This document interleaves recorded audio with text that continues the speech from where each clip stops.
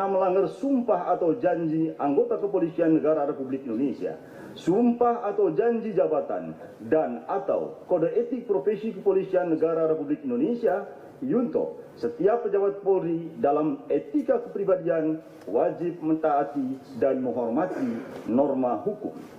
4.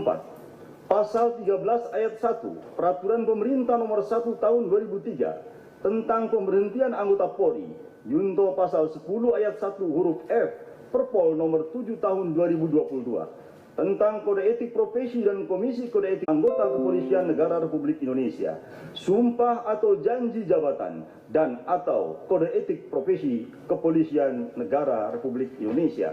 Yunto, setiap pejabat Polri dalam etika kelembagaan dilarang melakukan permufakatan, pelanggaran KEPP atau disiplin atau tindak pidana.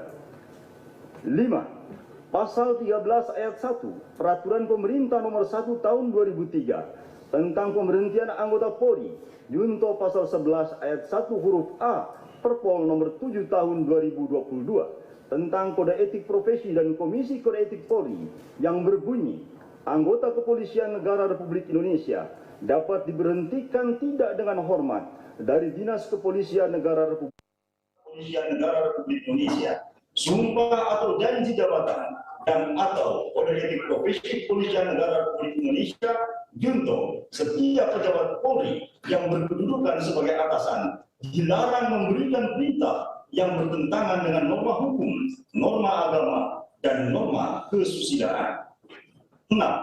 Pasal 13 ayat 1 Peraturan Pemerintah Nomor 1 Tahun 2003 tentang pemberhentian anggota Polri, Yunto pasal 11 ayat 1 huruf B Perpol Nomor 7 Tahun 2022 tentang kode etik profesi dan komisi kode etik Polri yang berbunyi, anggota Kepolisian Negara Republik Indonesia dapat diberhentikan tidak dengan hormat dari Dinas Kepolisian Negara Republik Indonesia karena melanggar sumpah atau janji anggota Kepolisian Negara Republik Indonesia, sumpah atau janji jabatan, dan atau kode etik profesi Kepolisian Negara Republik Indonesia.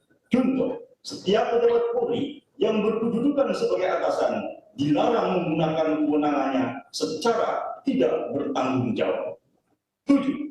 Pasal 13 ayat 1 Peraturan Pemerintah Nomor 1 Tahun 2003 tentang pemberhentian anggota Polri, Junto pasal 13 huruf M Perpol Nomor 7 Tahun 2022 tentang kode etik profesi dan komisi kode etik Polri yang berbunyi, anggota Kepolisian Negara Republik Indonesia dapat diberhentikan tidak dengan hormat dari Dinas Kepolisian Negara Republik Indonesia karena melanggar sumpah atau janji anggota Kepolisian Negara Republik Indonesia, sumpah atau janji jabatan, dan atau kode etik profesi Kepolisian Negara Republik Indonesia. Contoh, setiap pejabat Polri dalam etika kepribadian dilarang melakukan tindakan kekerasan, berperilaku kasar, dan tidak patuh. B. Menjatuhkan sanksi berupa 1. Sanksi bersifat etika, yaitu perilaku pelanggar dinyatakan sebagai perbuatan tercela. 2. Sanksi administratif, yaitu A. Penempatan dalam tempat khusus selama 4 hari dari tanggal 8 sampai dengan 12 Agustus 2022 di rutan Korbrimob Polri, dan penempatan dalam tempat khusus tersebut telah dijalani oleh pelanggar. B. Pemberhentian tidak dengan hormat atau PTDH sebagai anggota Polri. Demikian putusan sidang komisi ini dibuat dan sebagai tanda sahnya selanjutnya ditandatangani oleh para anggota komisi pada hari dan tanggal tersebut di atas. Ketua sidang komisi kode etik Polri, Dr. Andes Ahmad Doviri MSI, Komisaris Jenderal Polisi. Wakil Ketua, Dr. Andes Yajid Panani MSI, Inspektur Jenderal Polisi. Anggota, Dr. Tornado Sihombing SIK MSI, Inspektur Jenderal Polisi. Anggota, Dr. Andes Syahriantono MSI, Inspektur Jenderal Polisi. Anggota, Dr. Andes Rudolf Albert Roja, Inspektur Jenderal Polisi. setelah dibacakan tadi, apakah saudara melanggar menerima atau mengajukan dalil atas putusan tersebut? Izin Ketua dan Majelis Pak KRT, bagaimana kami sampaikan proses persidangan dan mendengarkan putusan, kami mengakui semua perbuatan dan menyesali semua perbuatan yang kami telah lakukan terhadap institusi Polri. Namun, mohon izin sesuai dengan pasal 69 PP 7 2022, izinkan kami untuk mengajukan banding. Apapun keputusan banding, kami siap untuk melaksanakan. Baik, jika akan mengajukan banding, maka pernyataan banding diajukan secara tertulis lalu lambat 3 hari setelah pembacaan putusan dan akan membanding dalam bentuk tertulis ke Sekretariat KPK dalam batas waktu 21 hari kerja setelah salinan putusan. Jadi, siap. Terima kasih. Baik. Kemudian silakan bawa pelanggar surat sidang. Petugas untuk membawa petugas pelanggar. Ketua Ketua izinkan kami menyampaikan tembusan permohonan maaf tertulis kami pada senior dan rekan sejawat anggota Polri atas perilaku pelanggaran kode etik yang sudah kami lakukan menyebabkan jatuhnya kepercayaan masyarakat terhadap institusi Polri. Surat ini sudah kami sampaikan kepada Bapak Kapolri, namun kami juga menyampaikan kepada Ketua dan Majelis Komisi Kode Etik pada hari ini. Dibacakan sekarang. Langsung silakan. Siapa? Dibacakan. Siapa? Sampai langsung. Siapa? Silakan. Mohon maaf kepada senior dan rekan-rekan perwira tinggi, perwira menengah, perwira pertama, dan rekan tentara Polri. Senior dan rekan yang saya hormati, dengan niat yang murni dan tulus, saya ingin menyampaikan rasa penyesalan dan permohonan maaf yang mendalam atas dampak yang muncul secara langsung pada jabatan yang senior dan rekan-rekan jalankan dalam institusi Polri atas perbuatan yang saya lakukan. Saya meminta maaf kepada senior dan rekan-rekan semua yang secara langsung merasakan secara langsung akibatnya. Saya mohon permintaan maaf saya dapat diterima dan saya menyatakan siap untuk menjalankan setiap konsekuensi sesuai hukum yang berlaku. Saya juga siap menerima tanggung jawab dan menanggung seluruh akibat hukum yang dilimpahkan kepada senior dan rekan-rekan yang terdampak. Semoga kiranya rasa penyesalan dan permohonan maaf ini dapat diterima dalam terbuka dan saya siap menjalani proses hukum ini dengan baik sehingga segera mendapatkan keputusan yang membawa rasa keadilan bagi semua pihak. Terima kasih. Semoga Tuhan senantiasa melindungi kita semua. Terima kasih yang mulia.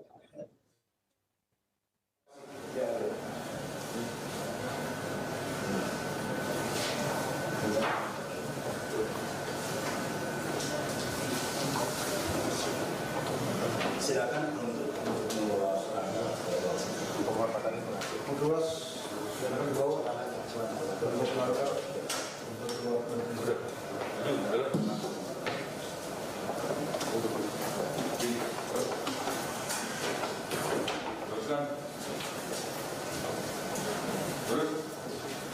baik. Setelah ini silakan pelanggar dibawa ke sidang. Siap. Silakan kepada Ketua Komisi. Berbaik.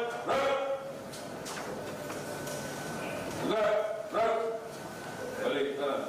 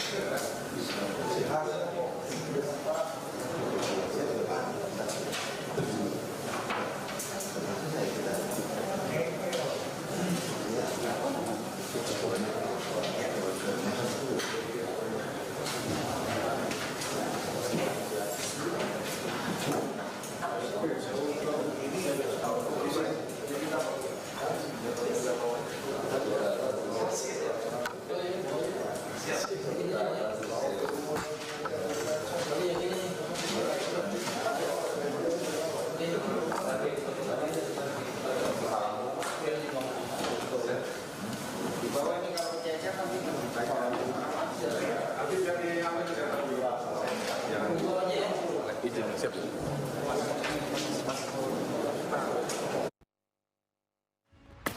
Broadcasting live from Divisi Humas Polri Building, Jakarta. This is Polri Radio. Prediktif, responsibilitas, transparansi berkeadilan. Klik tvradio.polri.go.id. Get closer with Polri Radio. Download aplikasi Polri TV Radio di Google Play Store dan App Store. Follow Instagram, Facebook, Twitter @Polri TV Radio. Polri Radio, transparansi informasi dan terpercaya.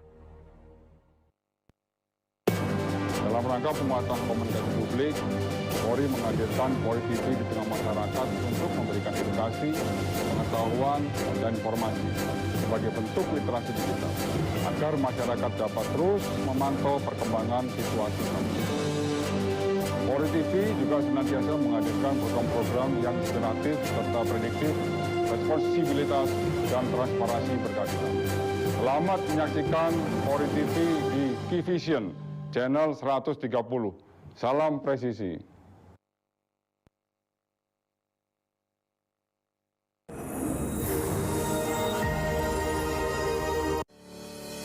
Satu tahun Polri TV Radio hadir penuhi asupan informasi harian Anda dengan sajian program berita yang informatif dan terpercaya. Ragam berita dari seluruh penjuru Nusantara. Halo Presisi.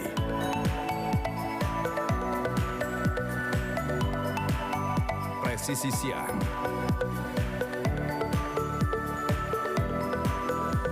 Presisi Petang. Presisi Utama.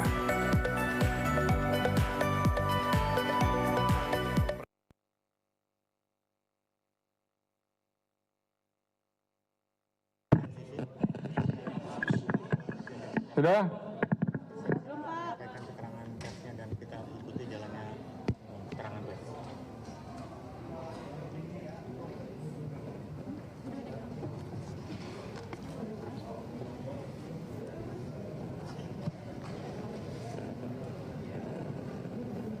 Bismillahirrahmanirrahim. Assalamualaikum warahmatullahi wabarakatuh. Selamat pagi, rekan-rekan, Pak Karo Propos, Pak Karo Penmas, serta rekan-rekan media yang saya hormati. Sebelum saya menyampaikan tentang pelaksanaan sidang AKP yang berlangsung dari tadi pagi ya, sampai dengan pagi lagi ini kurang lebih sekitar 18 jam. Saya selaku Kadif Humas pertama kali menyampaikan permohonan maaf yang sebesar-besarnya pada rekan-rekan media. Mungkin di dalam peliputan sidang KKP hari ini ada hal yang kurang berkenan atau ada hal yang membuat rekan-rekan tidak nyaman. Ya, mungkin peristiwa tadi pagi ya, saya mohon maaf yang sebesar-besarnya kepada rekan-rekan. Kemudian yang kedua, saya juga mengucapkan terima kasih dan apresiasi yang setinggi-tingginya kepada rekan-rekan media yang mengawal proses kinerja dari tim sus yang sudah dibentuk oleh Bapak Kapolri. Rekan-rekan sudah memberikan informasi secara update ya, kinerja dari tim sus dan juga memberikan literasi kepada masyarakat. Ini merupakan komitmen dari Bapak Kapolri agar tim sus bekerja secara transparan, secara objektif, dan akuntabel. Tim sus tetap sampai dengan hari ini masih terus maraton, semuanya bekerja dan berproses. Untuk tim sus di bidang penyidikan, yang seperti rekan-rekan ketahui, kita sudah melimpahkan 4 berkas tersangka ke JPU. Ya, tersangka atas nama Irjen FS, kemudian tersangka atas nama Brigadir R, kemudian Barada RE, dan juga KM. Besok tim sidik juga sudah melayangkan surat panggilan kepada Ibu PC sebagai tersangka yang akan didengar keterangannya besok pagi. Dan juga untuk tim sidik masih terus melakukan proses penyelidikan terkait 6 orang yang sudah direkomendasi oleh Itsus untuk diproses obstruction of justice. Ya, ini masih berproses semuanya. Dan sesuai dengan perintah Bapak Kapolri, tim sus bekerja paralel dan secepatnya untuk segera dituntaskan kasus-kasus tersebut. Ya, demikian juga hari ini Inspektorat Khusus bersama Propam menggelar pelaksanaan sidang Komisi Kode Etik dengan pelanggar atas nama Irjen FS.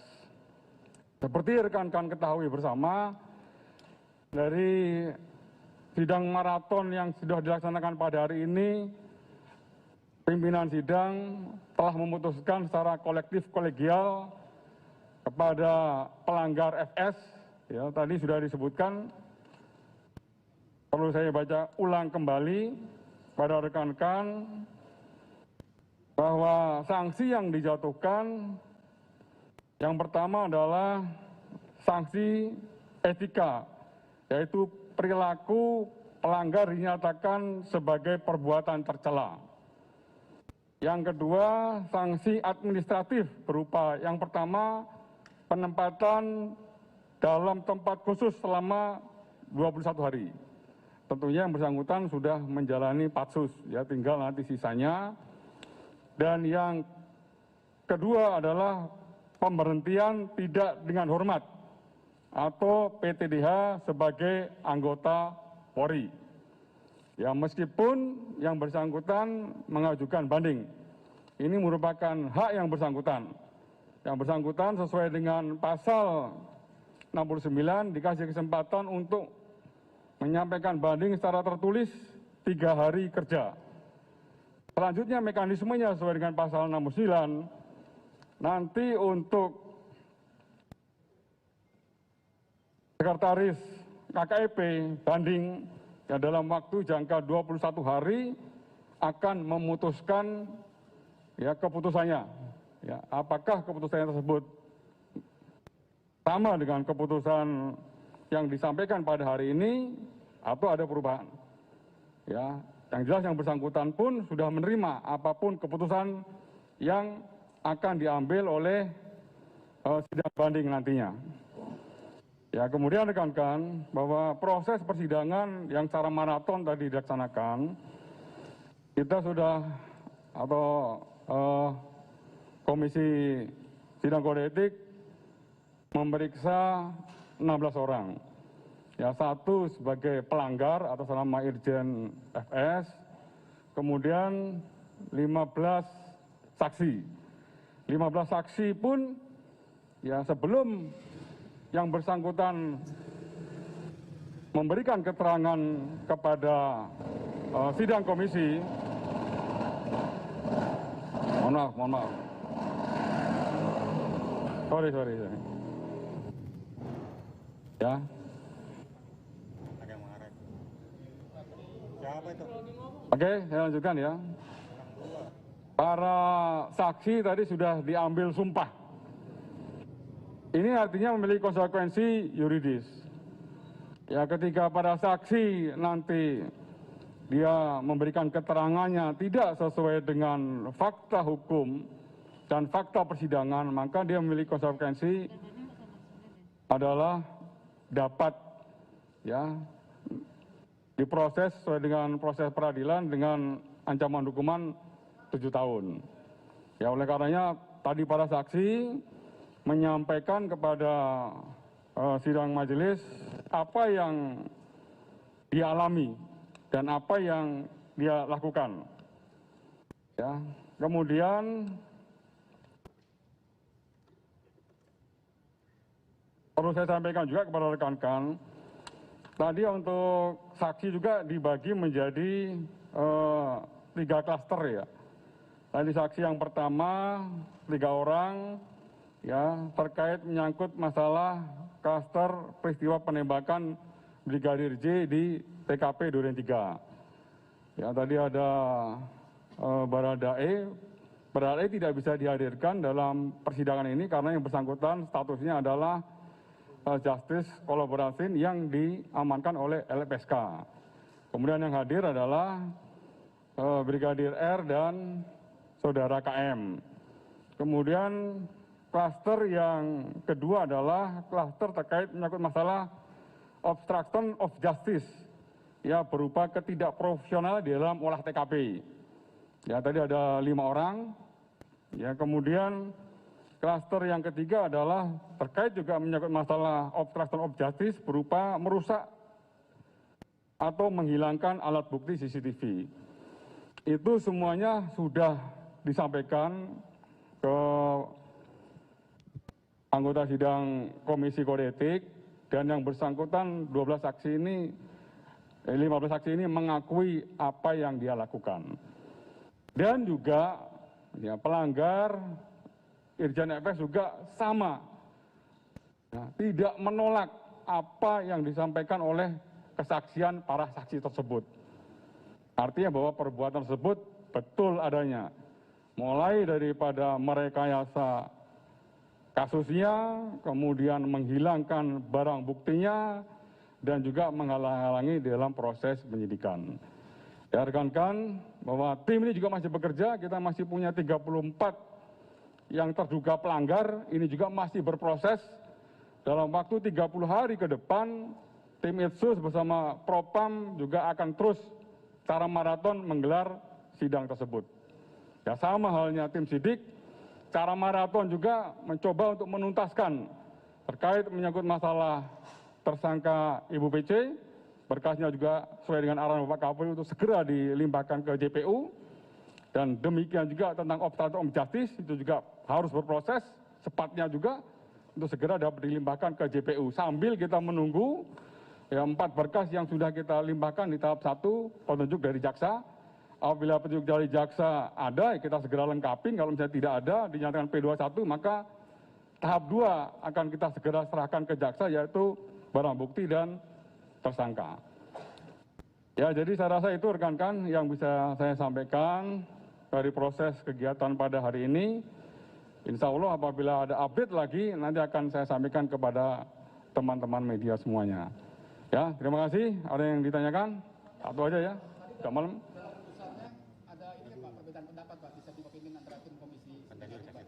Tidak ada. Makanya tadi kolektif kolegial dari ketua, wakil ketua, dan 3 anggota semuanya sepakat untuk mengambil keputusan tadi. Ya. Kenapa?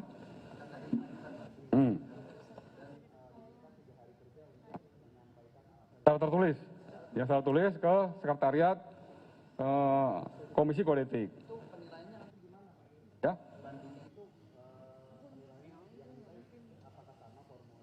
Sidang lagi ya? Oh beda. Ya nanti itu kalau misalnya sekretariatnya nanti ada di Divkum. Ya Divkum nanti secara tertutup akan memutuskan dan nanti melaporkan kepada Bapak Kapolri. Nanti akan kita sampaikan hasilnya. Ya, perban terbaru. Sifat. Ya. Khusus untuk kasus Irjen FS, banding adalah keputusan final dan mengikat. Tidak berlaku itu, tidak berlaku PK. Ya, jadi keputusan banding adalah keputusan final dan mengikat, sudah tidak ada lagi upaya hukum lagi. Ya, oke rekan-rekan.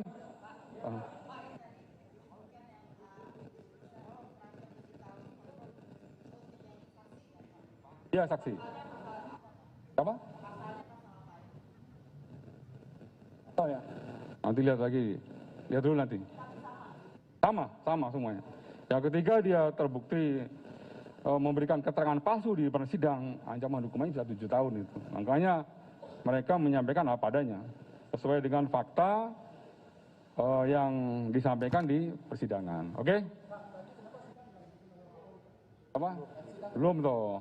Ini kan baru sidang pertama. Kalau Bapak Kapolri itu nanti sifatnya kalau misalnya ada banding atau ada yang lebih tinggi lagi. Ya? Oke, cukup dengan ini. Ya, teman-teman terima kasih teman-teman sekali lagi. yang jaga kesehatan. Apabila ada hal yang kurang berkenan, sekali lagi saya mohon maaf. Bila itu hidayah, assalamualaikum warahmatullahi wabarakatuh. Wes toh, besok meneh. Besok meneh. Dah besok. Lu kan sudah hitam. Bu PC. Baru diperiksa. Nah itu nanti jaksa. Besok jam 10. Istirahat dulu teman-teman. Hah?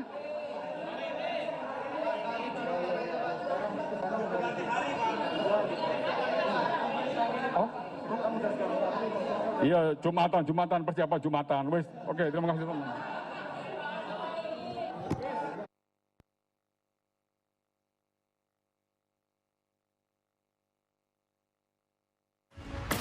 Broadcasting live from Divisi Humas Polri Building, Jakarta. This